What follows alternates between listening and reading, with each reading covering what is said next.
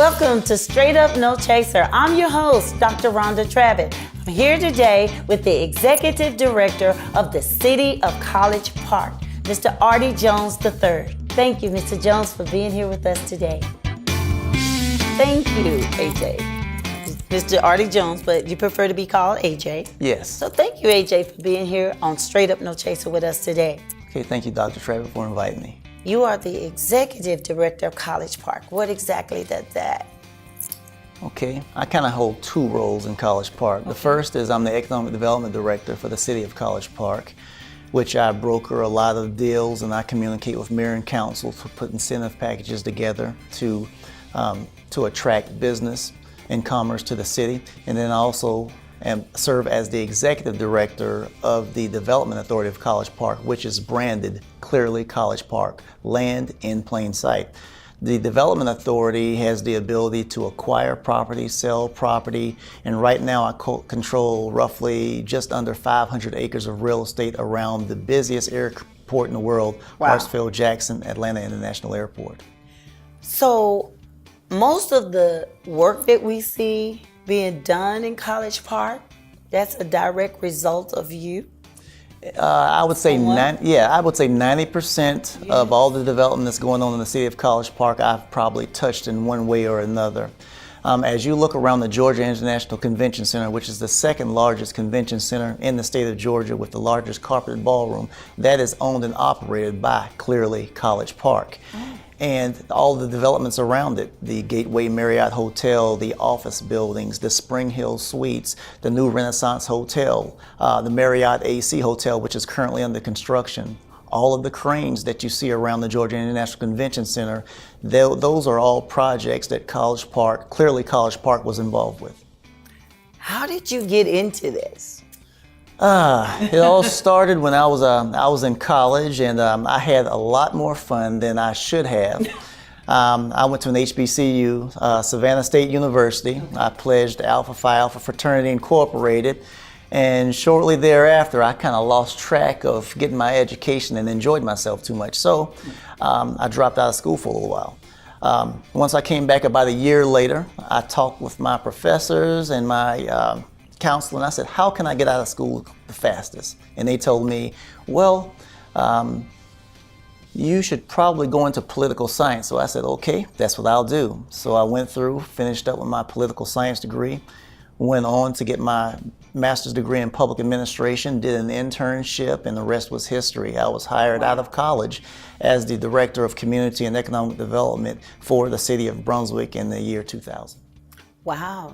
So this has been your career from college all the way to your life right here. Yes, I mean, I love this career in that I felt if I was just very wealthy and did not have to work, this is something that I would do for free.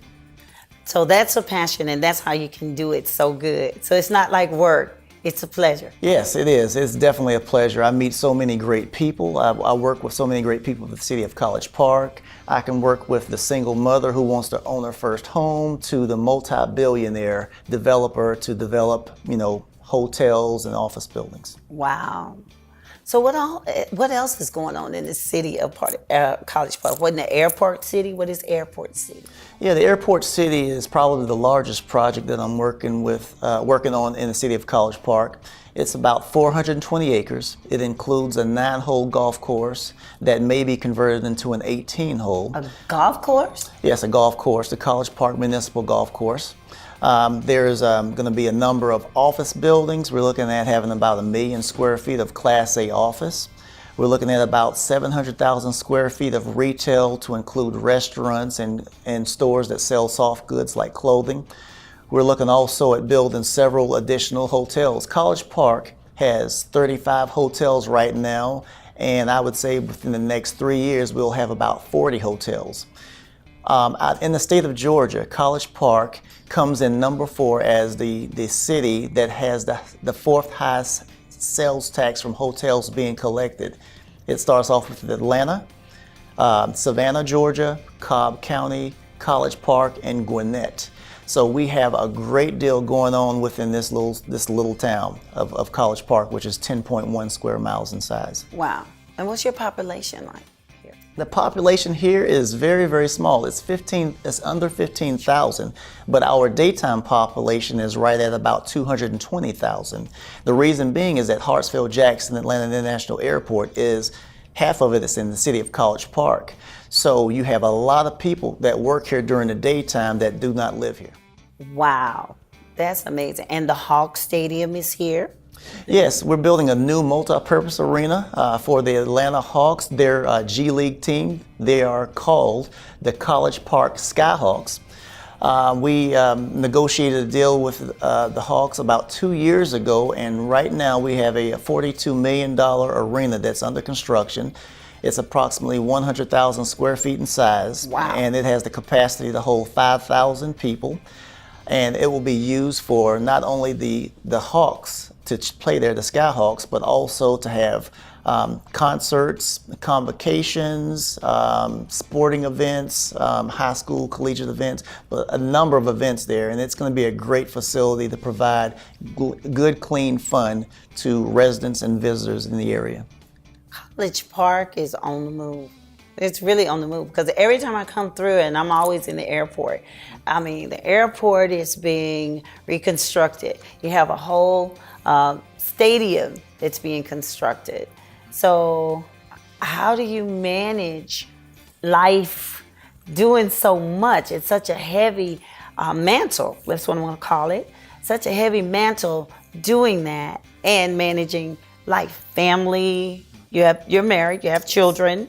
So how do you do all of that? It seems like it's so much work.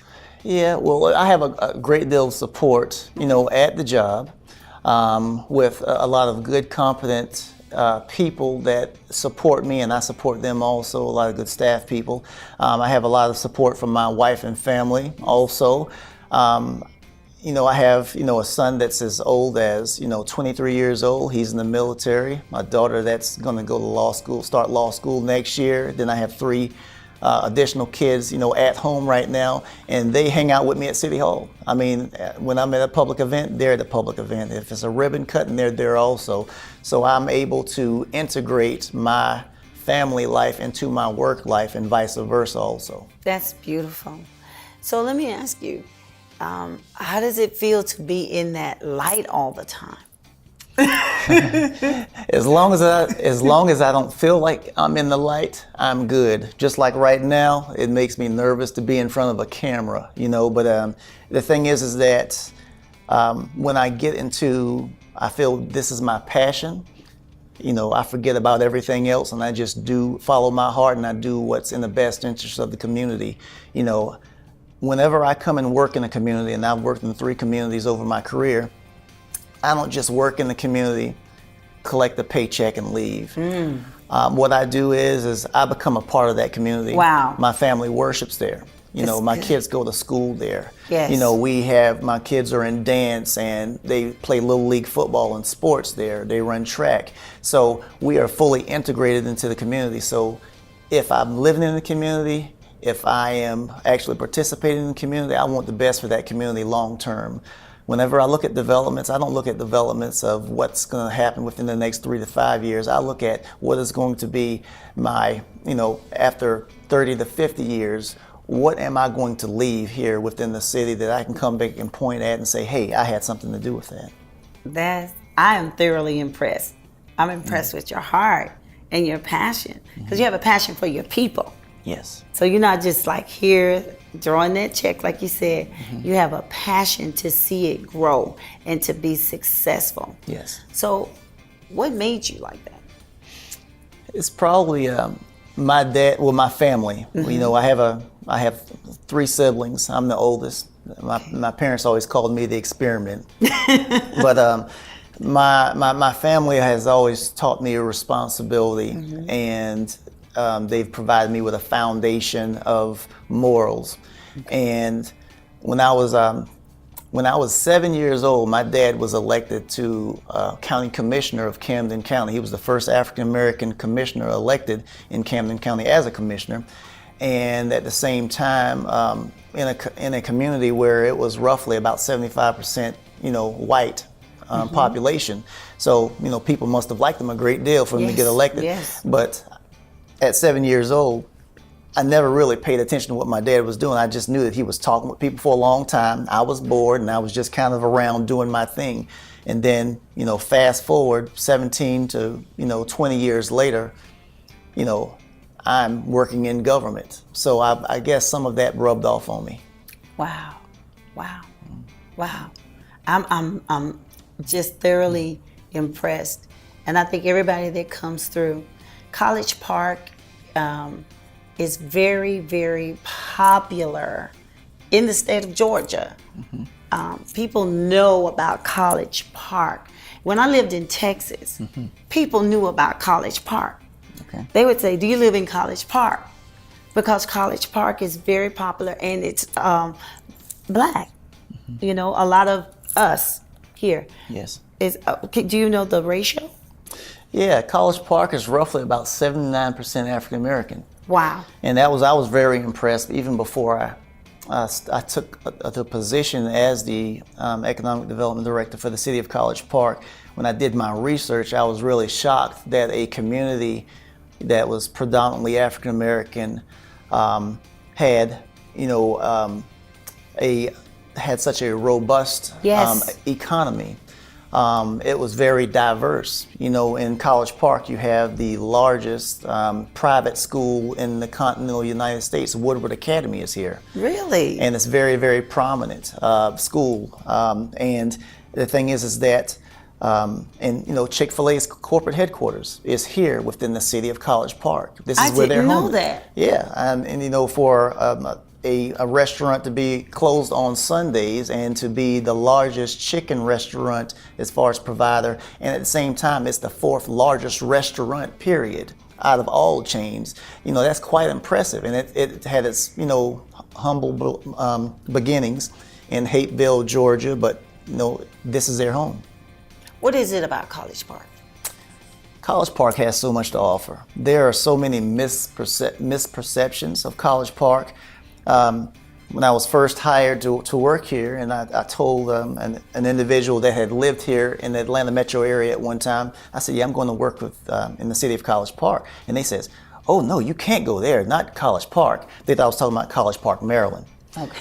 So I said, no, it's not College Park, Maryland. I said, it's the city of College Park in the Atlanta metro area. And they says, "Oh, you don't want to go there. All they got is rap music there and Wow. murders." And I said, no. I had to correct them very, very quickly. I own a home in the city of College Park. They have the nicest neighborhoods that you could ever want to live in. Walkability. You know who your neighbors are. Yet at the same time, you can look up and you can see, huge planes flying by almost every minute and a half. You never know that you are in an airport type town. But College Park has many things for many different people. Whether you're a person that, if you like the nightlife, well, College Park doesn't have a great deal of that, but you can jump right on MARTA, and within 12 minutes you could be downtown at State Farm Arena, or for a Hawks game, or you can be at to see the Falcons play. If you enjoy golf, of course we have the College Park Golf Course. If you enjoy just laying back and enjoying good music, College Park is the place for you also. It's the place to be. Yes. Great restaurant. Yes, excellent restaurants. Restaurants. Yes. I come from Cobb all the way here to eat. So great restaurants as well. Yes. Okay, we're going to get ready and take a commercial break. And we're going to come back with Mr. Artie Jones, AJ, and we're going to talk about the redevelopment of Old National. We'll be right back.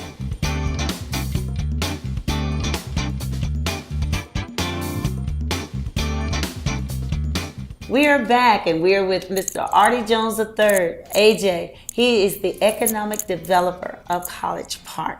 Thank you so much. I'm learning so much about College Park. Okay. So tell me about the redevelopment of Old National. I think everybody wants to hear about that. I didn't know anything about that. I don't know anything about that. So I'm all ears for this. Okay. Well, it's great. Now that we have a city of South Fulton and College Park abutting each other, the city of South Fulton and College Park are working together to redevelop the Old National Highway area. The Old National Highway area in its heydays was a place that had a number of restaurants, shops, I'm talking about fine dining, clubs, and over the years, because of the migration of individuals moving from the city of College Park due to the expansion of the airport, yes, and the expansion of Hartsfield-Jackson actually acquiring single-family and multi-family homes, when a lot of those residents left, a lot of that retail also left, because the retail can't survive without the residential in most cases. Yes. So over the last 15 to 20 years, College Park has been acquiring a lot of property back, and we have been trying to reestablish that residential component so that the retail would come back. Well, on Old National Highway, that is where I would say 1/3 of the retail for College Park was located. And over the years, because of lack of investment, maintenance, upkeep, a lot of those shops and a lot of those stores that were once there, they moved away, and it became unsightly. The great thing is that we have a number of developers that are actually investing tens of millions of dollars on the Old National Highway and Godby Road area. We've opened up a brand new fire station off of West Fayetteville Road. We've opened up a new police precinct, not more than a couple weeks ago, on Godby Road, almost at the intersection. Yeah, great. We have a new recreation center that's been there for about, I guess, 6 years now. The Tracy Wyatt Recreation Center, which is a great facility with basketball courts and computer labs and things of that nature, community rooms where the community can gather together. So there's a lot of investment that's going on Old National Highway and Godby Road. One of the larger projects that we're looking at is almost at the intersection of I-85 and I-285. This happens to be the second busiest intersection in the Atlanta metro area. With that being said, it may only be generating maybe 5 to 10% of the taxes within the city of College Park, which shows that it's underperforming economically. What we're looking at doing in that area is raising several properties within that area, coming back in, reinvesting in the infrastructure and opening up open air retail spaces with shops, restaurants, fine dining, some office buildings, and maybe even looking at trying to get some type of major entertainment like a movie theater there that would be able to attract individuals in the South Metro area to visit the city of College Park and enjoy it for just an additional for the additional amenities. You just gave us a lot of history about Old National for those of us that are not from here, and for people that just may not know. So that's a good history lesson about how Old National got to be that it was once a very budding place. So who came up with the development and thought about Old National? Because a lot of times people will overlook those places. Right. So yeah, well, whenever I go to communities and as an economic development person, you have to understand what is your product, what are you trying to sell. And when I looked around College Park, around the Gateway Center where we sit right now, I said, okay, this area is doing pretty well and we want to continue to build upon that. But I also looked at those areas that were not performing like they should, and that happened to be the Old National Godby Road area. So I started working on developments within this area where we sit, but at the same time I started a redevelopment plan over in the Old National Highway area to identify what are the highest and best use of those properties, what are the traffic counts, what type of demographics are there. Whenever you're going after a major retailer, they have certain types of demographics that they look for. They want to know how many people live in the area, how many rooftops are there. They want to know what are the incomes of those individuals. And then they also want to know, well, what is the education of those individuals in that particular area. Given that criteria, there are certain retailers that want to be within those areas. The thing is that Old National, I could have Old National filled up with a number of businesses, but I'm not looking to try to open up pawn shops. I'm Come not on, trying. come I'm not on. trying to open up any liquor stores. Yes. I'm not trying to open up any more discount malls, even though they have some good bootleg CDs every now and then. But I'm looking at trying to get quality development for the people that are there, and I want to try to get the types of jobs there that the people in the area can take advantage of. I don't want someone just to get a job, a just over broke. I want them to get a career. Right now in our community, we have individuals that have 2 and 3 jobs, yet they're not at home to be able to help to raise their kids. You have TV and the internet that are raising their kids. That's not the direction I want to move into. I want to put a development there that will stand the test of time, where the parents will be able to get more involved with their children, be able to raise their children in an area that will hopefully be crime-free. Of course, any crime is bad crime, but at the same time in College Park we have been doing some significant improvements as far as law enforcement and getting rid of that crime and that blight in the old national area. So you really take thought when you consider development.